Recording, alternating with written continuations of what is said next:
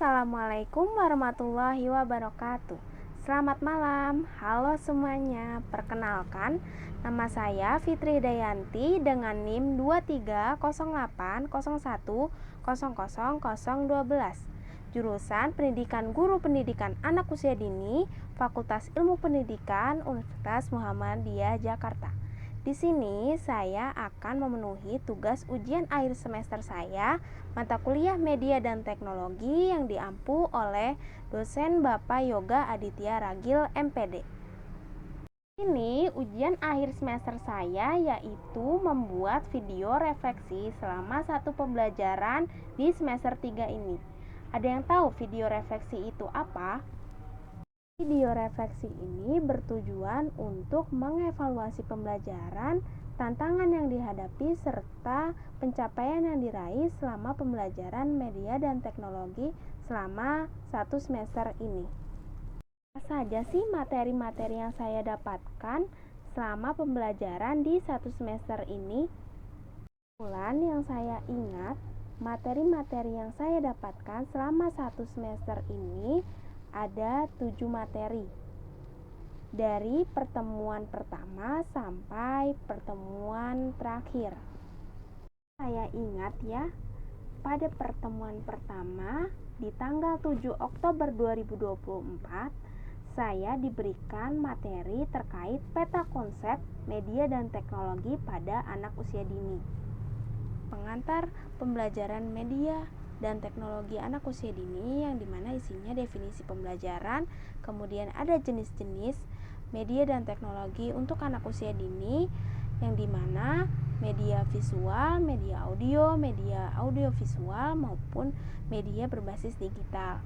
Kemudian ada kriteria pembelajaran di anak usia dini, kemudian ada dampak penggunaan media dan teknologi untuk anak usia dini, baik dari dampak positif maupun dampak negatif bagi penggunaan untuk anak usia dini. Kalau dampak positifnya meningkatkan motivasi belajar anak, tetapi dampak negatifnya yaitu anak menjadi kecanduan layar dan kurangnya interaksi sosial terhadap lingkungan rumah maupun lingkungan sekolahnya. Yang saya sebutkan jenis-jenis media pembelajaran di anak usia dini ada 4: visual, audio visual maupun berbasis digital. Nah, media visual yaitu yang dimana seperti gambar, poster maupun flashcard. Kemudian audio itu yang hanya suaranya saja, seperti lagu anak-anak maupun cerita dongeng yang hanya suaranya saja. Kalau audio visual yaitu ada gambar, ada suaranya, seperti edukatif untuk anak maupun cerita dongeng yang berbasis animasi.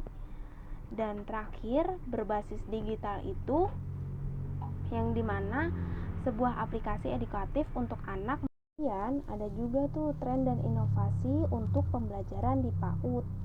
Jadi ada yang berbentuk AR, ada yang berbentuk VR, ada yang berbentuk games, ada yang berbentuk AI. Kemudian materi yang kedua, saya diajarkan dengan teori-teori dalam belajar. Yang pertama, teori behavioristik, yang kedua maturasional, dan yang ketiga kognitif. Dan ada tokoh-tokohnya. Tokoh-tokohnya itu banyak.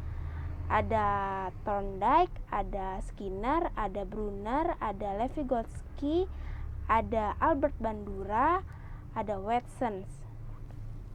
Pada materi yang ketiga, saya diminta untuk memahami jenis, klasifikasi, dan karakteristik media pembelajaran.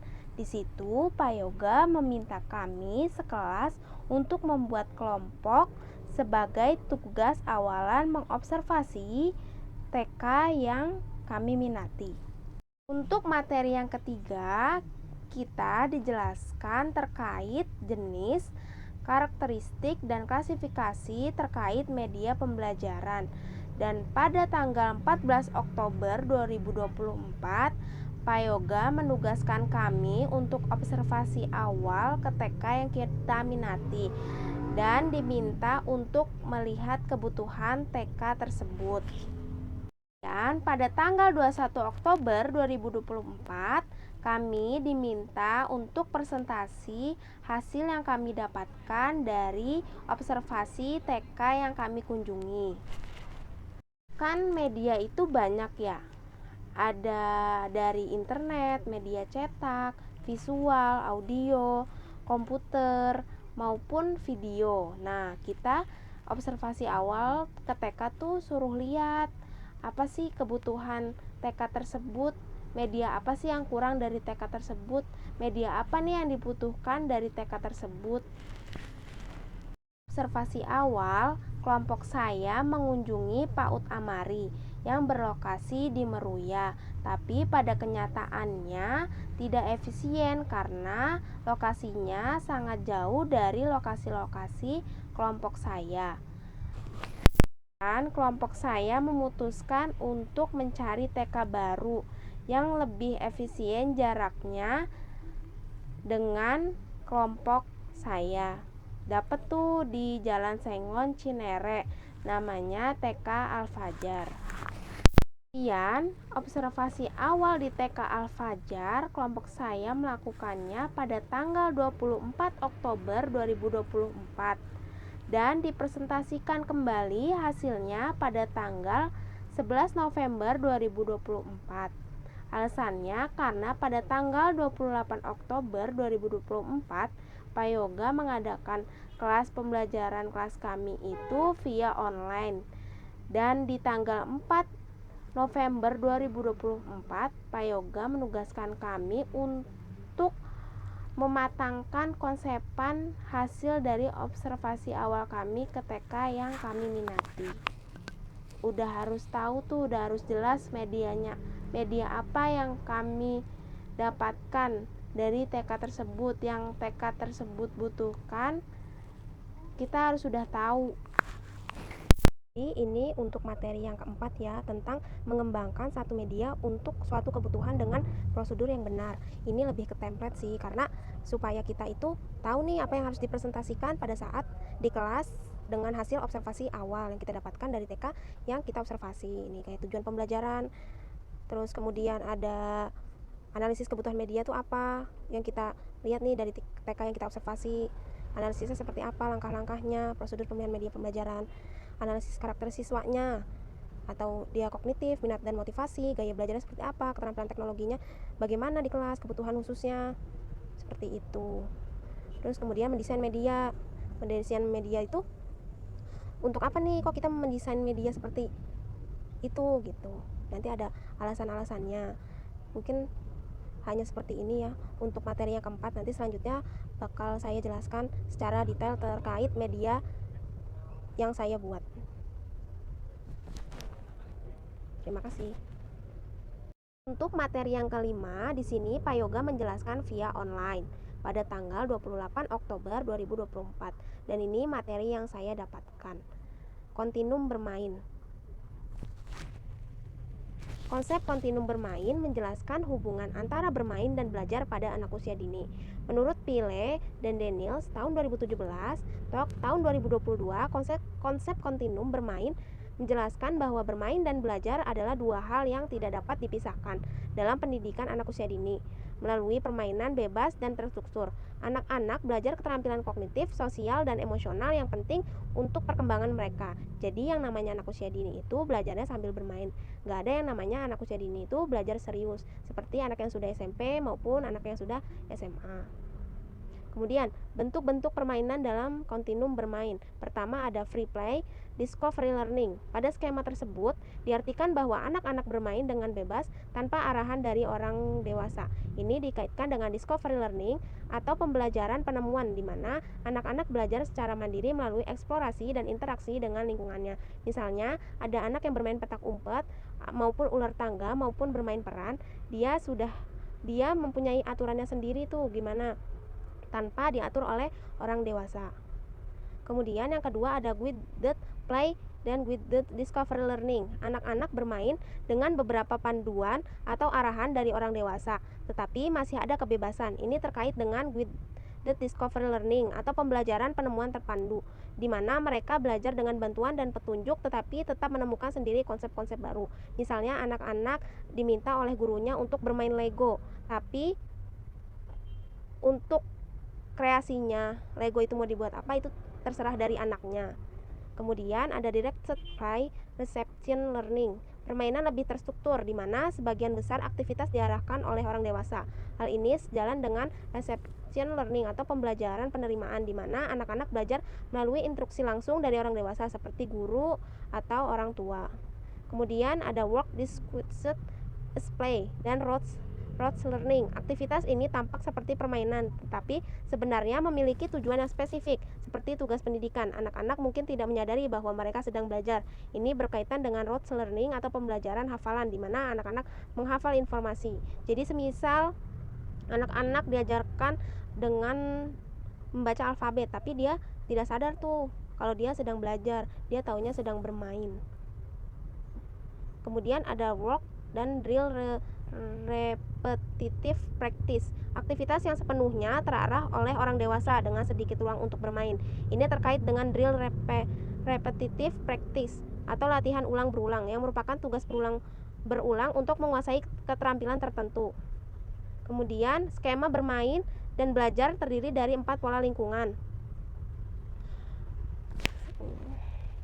Skema bermain dan belajar terdiri dari 4 pola lingkungan. Yang pertama ada free play, bermain bebas, yaitu aktivitas di mana anak-anak bermain secara bebas tanpa arahan orang dewasa. Kemudian ada guided play, bermain terpandu, permainan dengan arahan minimal dari orang dewasa, memberikan kesempatan kepada anak-anak untuk menemukan hal-hal baru dengan panduan ringan. Yang ketiga ada directed play atau bermain terarah. Permainan ini lebih terstruktur dan diarahkan oleh orang dewasa dengan tujuan belajar yang lebih spesifik. Yang keempat ada work disguised as play atau pekerjaan yang disamarkan sebagai bermain. Aktivitas ini tampak seperti permainan tetapi dirancang untuk mencapai tujuan pembelajaran tertentu. Kemudian yang kelima ada work, pekerjaan. Aktivitas yang sepenuhnya diarahkan oleh orang yang dewasa dengan sedikit elemen bermain. Tujuan belajar sangat spesifikan, biasanya melibatkan tugas berulang atau dominan di program pendidikan dasar. Kesimpulan, karakteristik bermain meliputi kesenangan, spontanitas, dan partisipasi aktif anak. Manfaat bermain bagi anak usia dini termasuk pengembangan kognitif, motorik, dan sosio-emosional. Dan menurut teori Piaget menjelaskan tahapan bermain dari sensori motor hingga permainan dengan aturan. Selain itu, permainan tradisional juga berperan penting dalam melatih keterampilan sosial dan karakter anak. Di sini Pak Yoga juga menjelaskan sedikit multiple intelligence. Multiple intelligence adalah teori yang dikembangkan oleh Howard Gardner yang mengklasifikasikan kecerdasan manusia ke dalam beberapa modalitas, bukan hanya satu dimensi. Teori ini menekankan bahwa setiap individu memiliki berbagai jenis kecerdasan, seperti kecerdasan linguistik, logis matematis, visual spasial, kinestetik, musikal, interpersonal, intrapersonal, dan naturalis. Pendekatan ini membantu pendidik memahami cara belajar yang berbeda di antara siswa dan mendorong pengembangan potensi unik mereka. Ini hasil observasi kelompok saya yang dipresentasikan pada tanggal 11 November 2024. Karena di tanggal 4 November 2024, Pak Yoga meminta kami untuk menyelesaikan konsepan hasil observasi awal kami. Identitas sekolah, nama sekolah TK Islam Al-Fajar, kelas B, usia 5-6 tahun. Kegiatan pada Kamis 24 Oktober 2024. Yang pertama, kegiatan baris berbaris, masuk kelas, circle time, baca doa tidur. Kemudian ada anak pura-pura tidur, storytelling menggunakan buku, anak ceritanya sedang bermimpi tentang hewan di sungai mengenal bulus. Bangun tidur, doa bangun tidur, merapikan kasur, siap-siap mandi, doa melepas pakaian, doa masuk kamar mandi, doa keluar kamar mandi, doa bercermin setelah pakai baju, sarapan, doa sebelum makan, siap berangkat sekolah, doa naik kendaraan, review pelajar bahasa Inggris sehari sebelumnya, mengerjakan tugas menggunting tanaman, makan, sikat gigi, lalu pulang. Nah, untuk kegiatan storytelling dengan buku, dan kegiatan yang kedua, mengerjakan tugas menggunting dan menempel jenis-jenis tanaman pada kardus. Ini kegiatan yang menggunakan media. Kegiatan storytelling dan menggunting kertas bergambar tanaman. Kedua kegiatan ini menggunakan teori belajar kognitivisme. Menurut David Paul Ausobel. Menurut Ausobel, bahan subjek yang dipelajari siswa mestilah bermakna. Pembelajaran bermakna merupakan suatu proses mengaitkan informasi baru pada konsep-konsep relevan yang terdapat dalam struktur kognitif seseorang. Cara pembelajaran bermakna, pilih suatu tema bacaan dari buku pelajaran, tentukan konsep-konsep yang relevan. Kemudian, analisis karakter siswa. Nah, di sini kita mendapatkan kognitif. Pada anak perempuan mengerjakan tugas menggunting lebih cepat, namun kurang rapi. Sedangkan untuk anak laki-laki lebih lambat mengerjakan, namun dengan rapi. Untuk gaya belajarnya, visual. Untuk kegiatan menggunting kertas HVS, bergambar tanaman. Untuk kegiatan storytelling, gaya belajar auditori, yaitu anak belajar dengan mendengarkan. Keterampilan teknologi tidak terlihat karena tidak menggunakan media yang berbasis teknologi. Untuk kebutuhan khususnya, kurangnya kreativitas dalam media pembelajaran. Untuk minat dan motivasinya, anak-anak semangat dan antusias dalam belajar, anak aktif bergerak dan berbicara. Ini contoh media pop-up book, sebuah buku yang bertiga dimensi. Kenapa kelompok saya memilih untuk mengambil media pop-up book? Karena menurut kelompok saya, media pop-up book ini menjadi sebuah kreativitas dalam media yang ada di TK tersebut. Jadi untuk media di TK tersebut tuh lebih kreatif lagi, dan untuk lebih mengembangkan kognitif anak dan bahasa si anak maupun sosial emosional si anak. Nah, ini untuk bahan-bahannya. Ada kardus, karton biasa, kertas bufalo, strapes tembak, cutter, gunting, lem, dan print gambar. Dan ini observasi awal kami yang niatnya ingin seperti ini gambarnya. Gambar-gambar yang akan di-print. Jadi ada anak buang sampah, terus terjadinya banjir dan pada saat hujan gitu-gitu. Di presentasi yang ini, saya meminta saran oleh Pak Yoga terkait media yang kelompok saya akan buat. Jadi media pop-up book ini akan difokuskan dengan satu bencana alam dari sebelum terjadi sampai sesudah terjadinya bencana alam, atau difokuskan dengan semua bencana alam yang ada di Indonesia. Tapi kata Pak Yoga lebih baik difokuskan dengan satu bencana alam, tapi dari sebelum terjadinya bencana alam itu dan sampai sesudah terjadinya bencana alam itu. Kemudian setelah itu saya berdiskusi dengan kelompok saya dan memutuskan untuk mengambil bencana alam banjir. Jadi alasan kelompok saya memilih mitigasi bencana banjir karena kan di mana-mana ya sering terjadi banjir, apalagi di Jakarta ini maupun di daerah-daerah lainnya. Dan kebetulan di penduduk dekat TK tersebut ada yang rumahnya dekat kali kecil.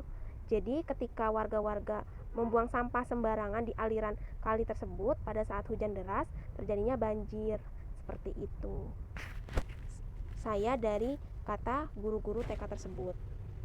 Pada saat tanggal 18 November 2024, kami melaksanakan kegiatan ujian tengah semester dan Pak Yoga meminta kami untuk membuat mini proposal dan PPT dan dipresentasikan pada tanggal 18 November tersebut.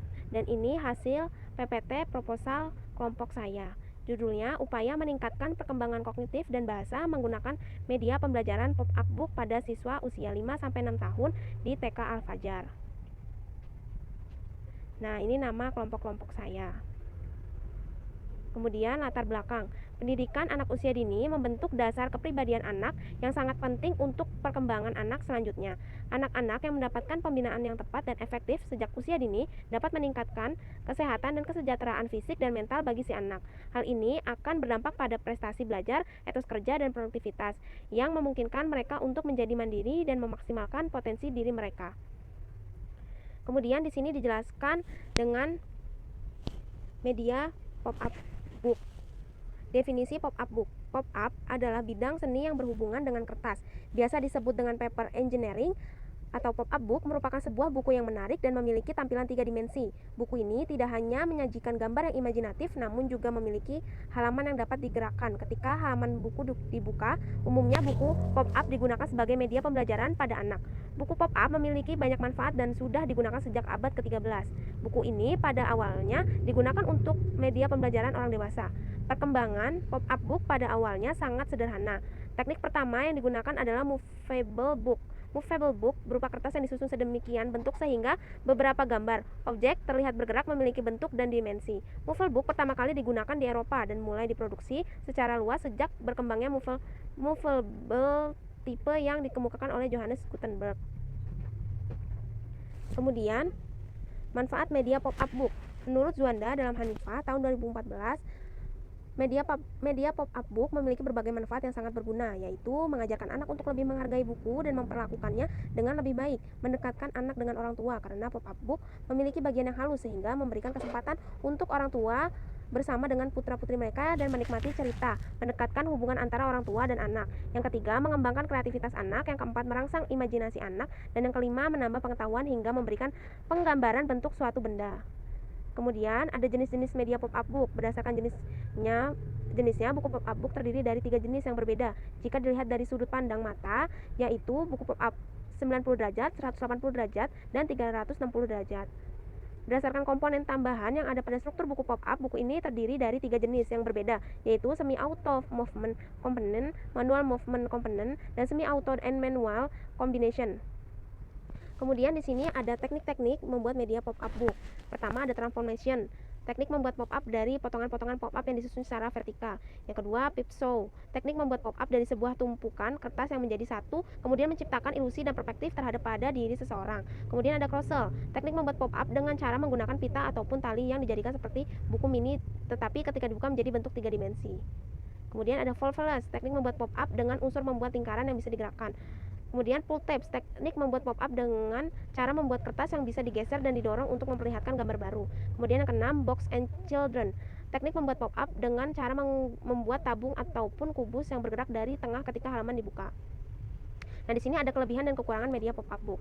Kemudian, kelebihan dari pop-up book menurut Fadila dalam Haryanti 2017 halaman 70, yaitu media ini dipandang lebih praktis dan mudah untuk dibawa kemana-mana. Bersifat unik karena memiliki 3 unsur dimensi, sehingga menimbulkan antusiasme peserta didik. Yang ketiga, peserta didik dapat menggunakannya sendiri maupun berkelompok dan kegiatan belajar lebih menarik serta menyenangkan. Untuk kekurangannya, menurut Zuhanda dalam Sylvia 2015 halaman 1998, yaitu dalam mengerjakannya membutuhkan waktu yang lebih ekstra dan harganya relatif mahal. Kemudian yang kedua, membutuhkan keterampilan khusus. Yang ketiga, penyajiannya berupa unsur visual saja. Maka dari itu dapat disimpulkan kekurangan-kekurangan pop-up book yaitu membutuhkan kesabaran dan keterampilan khusus dalam membuat media ini karena membutuhkan waktu yang cukup lama. Jika digunakan berulang kali dengan bahan yang mudah rusak, maka media ini akan mengalami kerusakan dibandingkan dengan buku lainnya. Kemudian definisi aspek perkembangan kognitif. Perkembangan kognitif merujuk pada tahapan perubahan yang terjadi sepanjang kehidupan seseorang dalam memahami, mengolah informasi, menyelesaikan masalah, dan memperoleh pengetahuan. Menurut Piaget, perkembangan kognitif mencerminkan bagaimana anak mampu beradaptasi dan memahami objek serta peristiwa di sekitarnya. Pada anak usia dini, perkembangan kognitif dapat ditingkatkan melalui stimulasi berupa kegiatan belajar, pemecahan masalah, dan eksperimen. Kemudian ada definisi aspek perkembangan bahasa. Bahasa adalah alat komunikasi yang digunakan individu untuk berinteraksi dan berhubungan dengan orang lain. Pop-up book adalah jenis buku yang memiliki halaman interaktif dengan elemen 3 dimensi yang dapat bergerak saat dibuka atau ditarik serta menawarkan visualisasi yang menarik dan menyenangkan. Media pop-up book sangat bermanfaat bagi anak-anak untuk memperkaya kosakata, khususnya dalam bahasa ibu. Dengan tampilan yang menarik, isi yang bervariasi serta penggunaan warna dan gambar yang mencolok, pop-up book memberikan pengalaman belajar yang menyenangkan dan tidak monoton bagi anak-anak. Kemudian di sini ada jenis penelitian. Terdapat 2 jenis metode penelitian yaitu kuantitatif dan kualitatif. Metode kuantitatif menurut KBBI adalah berdasarkan jumlah atau banyaknya. Jadi penelitian kuantitatif merupakan penelitian yang menggunakan data dalam jumlah banyak baik itu puluhan, ratusan sampai ribuan. Metode kuantitatif cocok untuk meneliti masalah yang sudah jelas, memiliki populasi yang luas dan bertujuan menguji hipotesis. Hipotesis merupakan kesimpulan sementara yang harus diuji kebenarannya.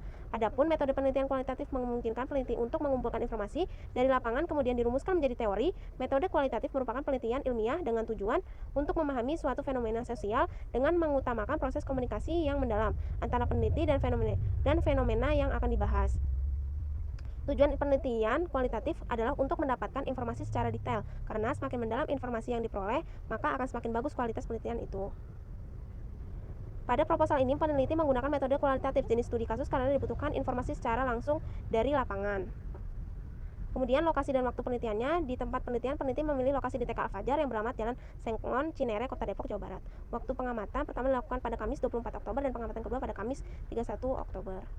Kemudian subjek penelitian. Peneliti mengamati peserta didik kelas B dengan jumlah 13 peserta didik, diantaranya laki-laki berjumlah 6 orang dan perempuan berjumlah 7 orang dengan rentang usia 5-6 tahun. Kondisi kelas pada saat itu kondusif dan anak-anak menerima pelajaran dengan baik serta anak aktif bertanya jika ada yang kurang dimengerti. Kemudian prosedur penelitian, mencatat berbagai kegiatan pembelajaran dari awal pembelajaran sampai selesai. Membuat dokumentasi berupa foto dan video kegiatan anak. Yang ketiga, memperhatikan berbagai media pembelajaran yang ada di dalam kelas. Lalu dianalisis manfaatnya untuk perkembangan anak. Yang keempat, menganalisis kekurangan pada media pembelajaran di sekolah tersebut. Yang kelima, membuat kesimpulan mengenai media yang cocok untuk digunakan berdasarkan kebutuhan anak. Sekian hasil presentasi kelompok saya untuk ujian tengah semester saya. Itu ulasan hasil presentasi kelompok saya pada saat ujian tengah semester yang menjelaskan tentang definisi pop-up book, manfaat pop-up book, tujuan pop-up book, dan kelebihan dan kekurangan pop-up book, maupun membahas tentang teori-teori perkembangan bahasa maupun kognitif. Kemudian setelah UTS, Pak Yoga meminta kami di tanggal 25 November 2024 untuk mempresentasikan hasil media yang kelompok saya buat. Jadi pada saat presentasi kelompok saya belum benar terkait medianya, masih berantakan, dan hasil presentasinya juga belum jelas terkait teori-teori penemuannya tuh dari siapa tuh belum jelas. Pada akhirnya, kami meminta saran terhadap Pak Yoga terkait media yang kelompok saya buat. Tapi kata Pak Yoga, ini sudah bagus, tapi kalau bisa diperbagus lagi, ditambah lagi elemen-elemennya yang lebih menarik untuk anak usia dini. Dan sejak tanggal 25 November 2024 yang Pak Yoga memberi saran terhadap kelompok saya memutuskan untuk membuat ulang media pop-up book tersebut. Dibuat lebih rapih lagi, terus juga ukurannya lebih kecil lagi biar lebih enak dilihatnya dan lebih menarik untuk anak usia dini lihat. Kami observasi kembali itu di tanggal 5 Desember 2024 untuk memaparkan media pop-up book tersebut. Tanggal 25 November itu Pak Yoga juga memberikan sebuah contoh PowerPoint media yang Pak Yoga buat terhadap anak TK. Nah, kita dikasih tahu tuh contohnya seperti itu. Nanti saya jabarkan sedikit ya PowerPoint punya Pak Yoga. Nah, itu disuruh fokus observasi di 2 minggu. Jadi di tanggal 2 Desember 2024 dan di tanggal 9 Desember 2024. Setelah kita udah turun lapangan membawa medianya terhadap anak usia dini, kita diminta untuk memaparkan hasilnya, hasil dari media yang sudah kami paparkan di TK yang kami datangkan. Ini PowerPoint Pak Yoga ya. Jadi di sini Pak Yoga memberikan contoh model bermain berbasis eksplorasi untuk pengembangan keterampilan pengukuran matematika. Nah, di sini Pak Yoga ngasih tahu tuh nama model konseptualnya. Model bermain berbasis eksplorasi untuk pengembangan keterampilan pengukuran matematika. Sasaran usia anak TKB 5-6 tahun. Nah, ini observasi dilakukan ke Sekolah Hanifah Islamic School, Pamulang Raya nomor 5 Blok E, Pamulang Barat. Nah, di sini untuk anak mengenai konsep pengukuran itu masuk ke tujuan kegiatan TKB itu apa? Anak dapat mengenal beberapa atribut pengukuran. Kemudian ini dokumentasinya. Nah, ini PowerPoint Pak Yoga. Dan di sini ada eksplorasinya juga menurut artikel-artikel yang ditemukan oleh Pak Yoga. Seperti itu, kita diberikan contoh seperti ini. Ini hasil kelompok saya. Di sini ada upaya meningkatkan perkembangan kognitif dan sosial emosional menggunakan media pembelajaran pop-up book, sasarannya usia 5-6 tahun. Dan ini media pop-up booknya. Lokasinya di TK Islam Al Fajar, Jalan Sengon Cinere, Kota Depok, Jawa Barat. Nah, kelompok saya itu observasi pada tanggal 24 Oktober 2024, itu observasi awal. Kemudian observasi kedua itu di tanggal 30 Oktober 2024. Dan observasi ketiga dan sekalian memaparkan media yang kelompok saya buat itu di tanggal 5 Desember 2024. Kemudian ini ada perkembangan anak usia dini usia 5-6 tahun menurut STPPA. Jadi ini ada tingkat pencapaian perkembangan anak menurut STPPA. Di sini ada berpikir logis untuk usia 5-6 tahun. Itu mengenal perbedaan berdasarkan ukuran, lebih dari, kurang dari, dan paling atau ter. Menunjukkan inisiatif dalam memilih permainan seperti ayo kita bermain pura-pura seperti burung, terus menyusun perencanaan kegiatan yang akan dilakukan, mengenal sebab akibat tentang lingkungannya, mendefiniasikan benda berdasarkan warna, bentuk, dan ukuran. Jadi di sini ada lingkup perkembangan berpikir logis, kognitif ya. Kemudian kalau bahasa, memahami bahasa itu anak 5-6 tahun mengerti beberapa perintah secara bersamaan, mengulang kalimat yang lebih kompleks, memahami aturan dalam suatu permainan, senang dan menghargai bacaan. Kemudian di sini ada sosial emosional. Untuk kesadaran diri, memperlihatkan kemampuan diri untuk menyesuaikan dengan situasi, memperlihatkan kehati-hatian kepada orang yang belum dikenal, menumbuhkan kepercayaan pada orang dewasa yang tepat. Yang ketiga, mengenal perasaan sendiri dan mengelola secara wajar, mengendalikan diri secara wajar. Kemudian untuk rasa tanggung jawab untuk diri sendiri dan orang lain itu tahu akan haknya, mentaati aturan kelas, mengatur diri sendiri, bertanggung jawab atas perilaku untuk kebaikan diri sendiri. Kemudian yang ketiga, perilaku prososial, bermain dengan teman sebaya, mengetahui peraturan temannya dan merespons secara wajar, berbagi dengan orang lain. Nah, ini dokumentasi sebelum membuat media. Jadi tuh anak-anak sudah bisa untuk menggunting. Ini hampir mirip dengan media pop-up book, tapi dia sudah dibentuk, sudah di print, anak-anak tinggal mengikuti pola saja. Ini sedang menggunting pohon dibuat menjadi 3 dimensi. Ini kalau kata anaknya sedang membuat karakter. Jadi di situ tuh ada karakter orang matahari pakai kostum gitu. Nah, di sini temuan lapangannya atau deskripsi kasusnya, hasil yang kami dapatkan pada observasi ini adalah kegiatan yang dilakukan di TKB Sekolah Islam Al-Fajar lebih sering menggunting, menempel kertas, bergambar yang mana hanya menstimulasi aspek motorik halus. Untuk kegiatan kognitif belum banyak dilakukan. Dan ini dokumentasi pengenalan media yang kita buat. Nah, ini pada saat kami sedang memaparkan media pop-up book yang kelompok saya buat.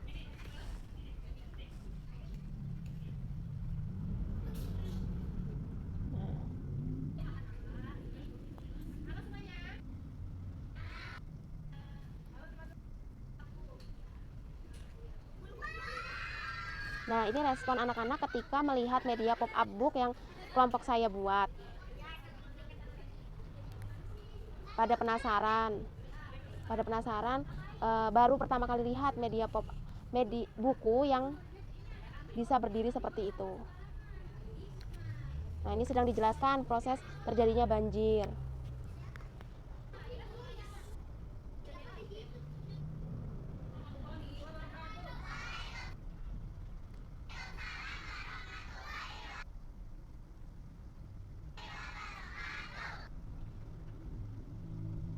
Kemudian ini ada video mengenai media pop-up booknya, tapi ini tidak bisa diputar, jadi mungkin next ke berikutnya. Nah, ini media pop-up booknya.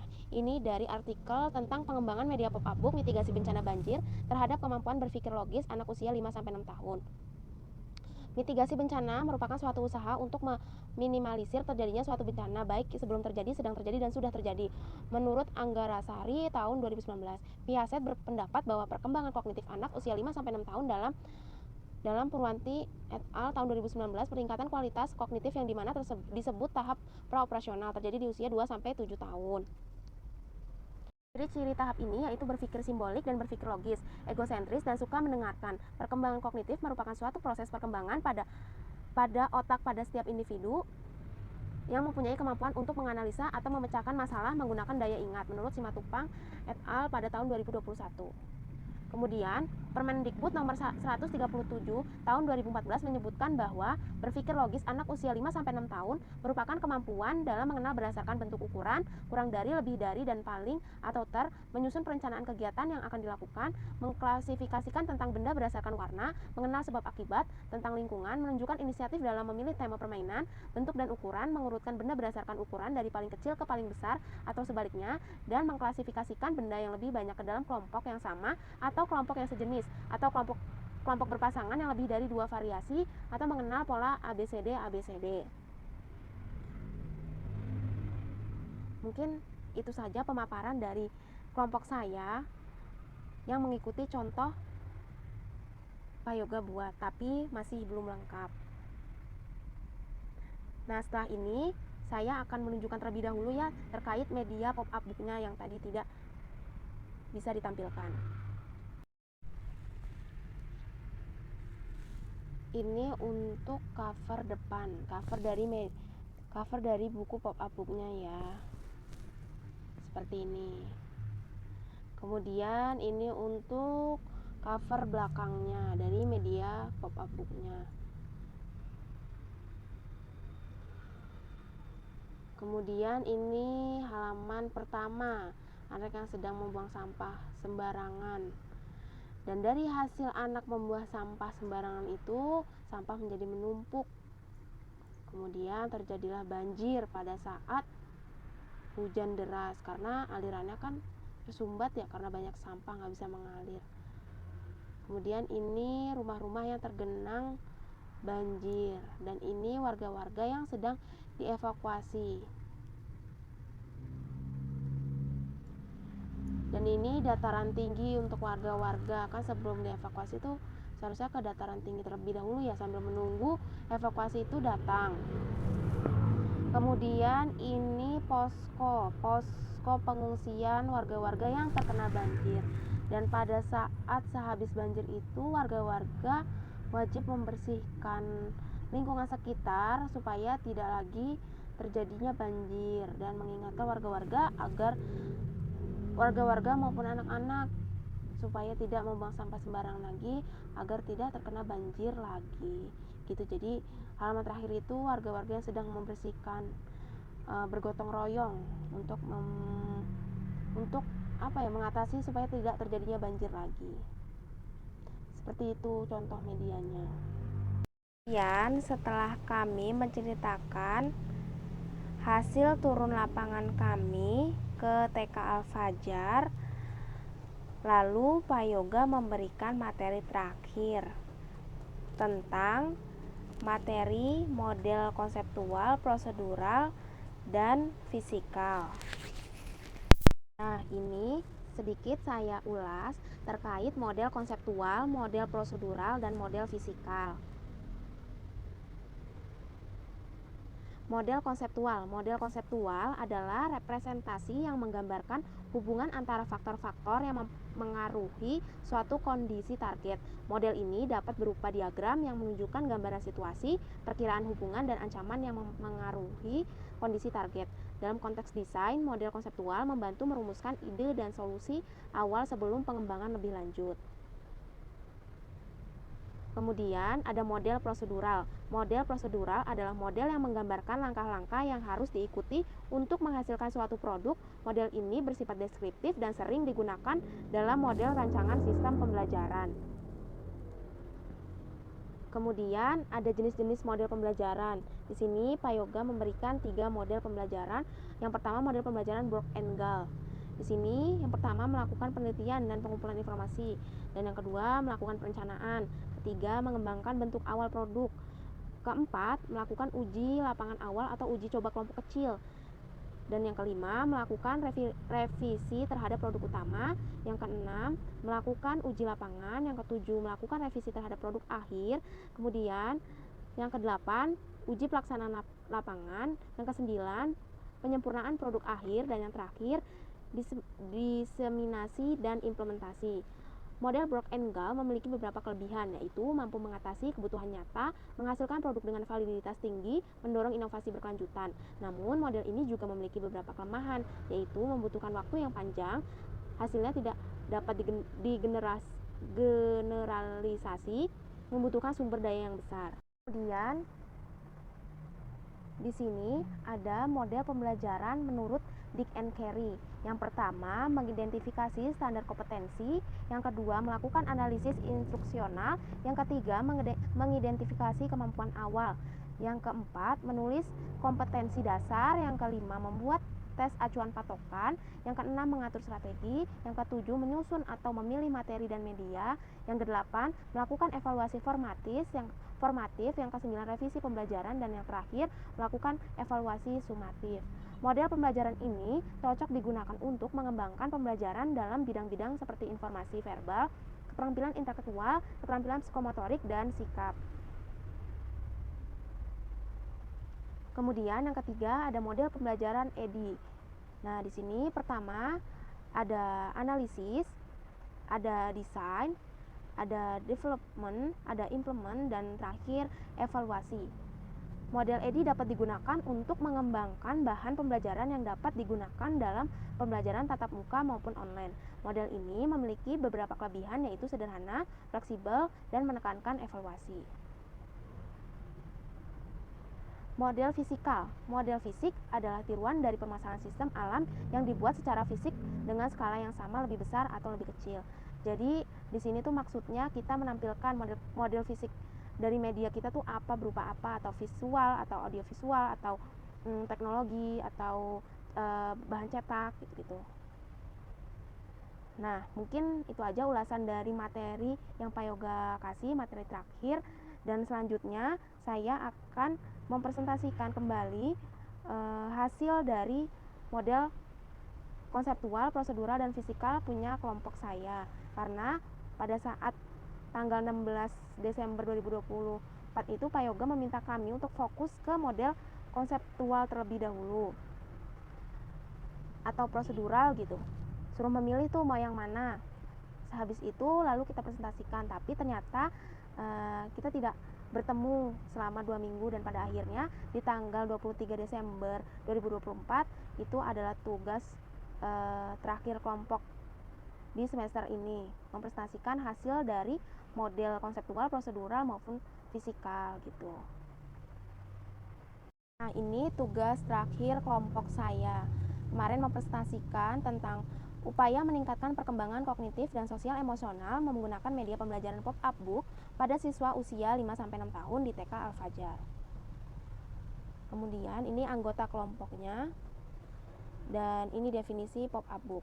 Pop-up adalah bidang seni yang berhubungan dengan kertas, biasa disebut dengan paper engineering. Pop-up book merupakan sebuah buku yang menarik dan memiliki tampilan 3 dimensi. Buku ini tidak hanya menyajikan gambar yang imajinatif, namun juga memiliki halaman yang dapat digerakkan. Ketika halaman buku dibuka, umumnya buku pop-up digunakan sebagai media pembelajaran pada anak. Kemudian, model konseptualnya nih. Kelompok saya itu model konseptualnya konsep sains pada anak usia dini. Menurut Conan Ahmadani tahun 1991 memberi pengertian sains sebagai ilmu teoritis yang didasarkan atas pengamatan, percobaan-percobaan terhadap gejala alam berupa alam semesta dan isi alam semesta yang lebih terbatas, khususnya tentang manusia dan sifatnya. Sains juga dapat dipandang baik sebagai suatu proses maupun hasil atau produk, serta sebagai sikap. Menurut Nugraha tahun 2005. Menurut Nugraha tahun 2005, tujuan sains atau pengembangan pembelajaran sains pada anak usia dini adalah untuk pertama, membantu pemahaman anak tentang konsep sains dan keterkaitannya dengan kehidupan sehari-hari. Kemudian, yang kedua, membantu meletakkan aspek-aspek yang terkait dengan keterampilan proses sains sehingga pengetahuan dan gagasan tentang alam sekitar dalam diri anak menjadi berkembang. Yang ketiga, membantu menumbuhkan minat pada anak untuk mengenal dan mempelajari benda-benda serta kejadian di luar lingkungan. Yang keempat, memfasilitasi dan mengembangkan sikap ingin tahu, tekun, terbuka, kritis, mawas diri, bertanggung jawab, bekerja sama, dan mandiri dalam kehidupannya. Yang kelima, membantu anak agar mampu menerapkan berbagai konsep sains untuk menjelaskan gejala-gejala alam dan memecahkan masalah dalam kehidupan sehari-hari. Yang keenam, membantu anak agar mampu menggunakan teknologi sederhana yang dapat digunakan untuk memecahkan masalah yang ditemukan dalam kehidupan sehari-hari. Dan yang ketujuh, membantu anak untuk dapat mengenal dan memupuk rasa cinta terhadap alam sekitar. Kemudian, ada model prosedural. Model prosedural yang akan disusun akan menggunakan model EDI. EDI adalah kerangka desain pembelajaran yang terdiri dari 5 tahap utama: analisis, desain, development atau pengembangan, implementasi, dan evaluasi. Model ini sangat relevan untuk merancang media pembelajaran seperti upaya pencegahan banjir. Implementasi model EDI pada penjelajah ukuran di media pop-up book. Kemudian analisisnya ini, pada tahap ini kita menganalisis kebutuhan anak usia dini terkait pengembangan keterampilan. Pada analisis kebutuhan pembelajaran, para anak usia dini perlu mengenal konsep bencana alam yang relevan dengan kehidupan sehari-hari. Anak akan belajar lebih efektif melalui bermain dan bereksplorasi. Analisis tujuan pembelajaran adalah anak memahami cerita, konsep, dan mengidentifikasi objek serta isi cerita. Kemudian ada desain. Pada tahap ini, rancangan permainan dibuat berdasarkan analisis kebutuhan. Media pembelajaran yang dibuat pop-up book dengan tema upaya mengurangi dampak banjir dan risiko. Didesain dengan gambar-gambar animasi bertema banjir dengan membuat gambar timbul 3D setiap halaman. Kemudian ada development atau pengembangan. Pada tahapan ini, media dan materi pembelajaran dikembangkan. Pengembangan media dilakukan dengan membuat pop-up book dengan menyediakan alat ukur sederhana seperti kertas HVS dengan gambar-gambar animasi berwarna cerah, penggaris, gunting, karton buffalo sehingga aktivitas menarik perhatian anak. Nah, ini untuk implementasinya. Guru memperkenalkan konsep-konsep dasar seperti apa sih penyebab terjadinya banjir sehingga lingkungan kita terkena genangan air. Nah, ini untuk evaluasi, expert judgment. Untuk bukunya bagus kah untuk edukasi anak-anak TK, tetapi kalau boleh saran bisa dipakai urutan, bisa pakai gambar, kenapa bisa terjadinya banjir. Nah, jadi itu dari guru-guru tersebut tuh sudah bilang kalau medianya tuh sudah bagus, tapi mungkin bisa lebih ditertarikin lagi tentang gambar-gambarnya, mungkin bisa karakter animasi gitu. Kemudian ini model fisikal. Media buku tampilan bergambar atau pop-up book merupakan media pembelajaran yang memiliki tampilan bergambar yang sangat unik dan merangsang minat baca anak melalui 3D. Media pop-up book adalah media berbentuk buku yang memiliki tampilan bergambar. Materi disajikan dalam bentuk gambar yang menarik karena terdapat bagian-bagian yang jika dibuka gambar bergerak di setiap halaman, berubah atau memberikan efek timbul. Kemudian pop-up book yang kami buat terdiri dari gambar-gambar dengan dibentuk 3D dan disesuaikan dengan tema yang akan dipelajari oleh anak seperti elemen air, elemen rumah, elemen lingkungan sebelum banjir, ilustrasi banjir, air mengalir, rumah terendam, evakuasi, dan ilustrasi evakuasi. Kemudian ini tadi contoh gambarnya sudah saya tampilkan. Dan ini hasil penelitian. Hasil penelitian dan ini menghasilkan produk media yang menjelaskan materi bencana alam yang dikemas dalam bentuk pop-up book, buku bergerak berbasis konseptual pada anak usia dini. Setelah produk media selesai dan sesuai yang dikembangkan, dilakukan validasi media dan validasi materi. Pengembangan media ini menggunakan langkah-langkah dalam penelitian pengembangan model EDI menurut R&D. Dengan langkah-langkah meliputi analisis, memaparkan hasil analisis karakteristik siswa dan analisis pembelajaran yang dibutuhkan pada produk, pengembangan desain, menjelaskan tentang konsep rancangan produk dan spesifik awal produk, alat teknologi, dan bahan yang dibutuhkan. Development menjelaskan tentang cara mengembangkan produk. Implementation menjelaskan substansi revisi secara naratif deskriptif yang diberikan oleh para validator, menjelaskan paparan hasil penelitian validator dan hasil wawancara siswa. Evaluation memberikan evaluasi antar tahap maupun evaluasi keseluruhan untuk kelayakan dan kemenarikan produk yang dihasilkan. Nah, ini untuk kesimpulan, penggunaan media pop-up book di TK Al-Fajr terbukti efektif dalam meningkatkan perkembangan kognitif dan sosial emosional siswa usia 5-6 tahun. Hasil penelitian menunjukkan bahwa media ini tidak hanya meningkatkan kemampuan membaca dan keaksaraan awal, tapi juga membuat anak lebih antusias dan terlibat dalam pembelajaran dengan pendekatan interaktif. Anak-anak dapat mengekspresikan ide dan pengalaman mereka yang mendukung perkembangan sosial emosional. Rekomendasi untuk penggunaan pop-up book dalam pembelajaran di pendidik anak usia dini sangat dianjurkan untuk memaksimalkan potensi belajar anak. Sekian, terima kasih. Alasan kelompok saya memilih model pembelajaran EDI karena model ini memberikan kesempatan untuk evaluasi dan revisi. Kemudian ini model EDI ini mengembangkan instruksional.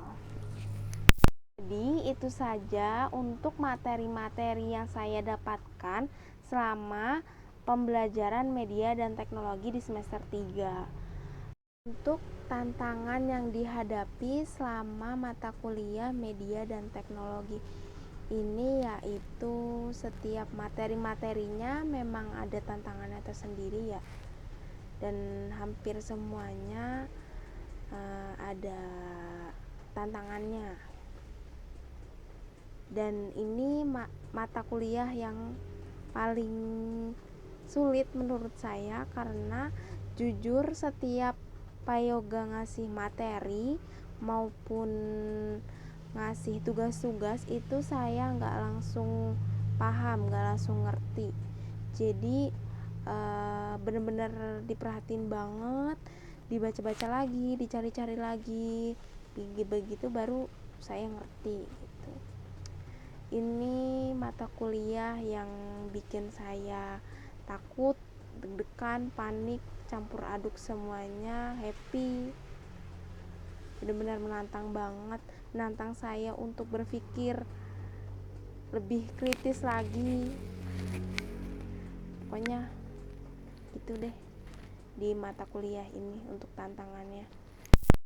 Dan terakhir saya mau ngucapin terima kasih Payoga sudah mengajarkan Fitri untuk mata kuliah media dan teknologi ini. Maaf sebelumnya kalau Fitri masih banyak kurangnya, masih banyak salahnya, tapi terima kasih Pak sudah mendidik Fitri untuk menjadi anak yang lebih berani lagi, lebih berpikir keras lagi di mata kuliah Payoga. Terima kasih Pak, semoga sehat selalu.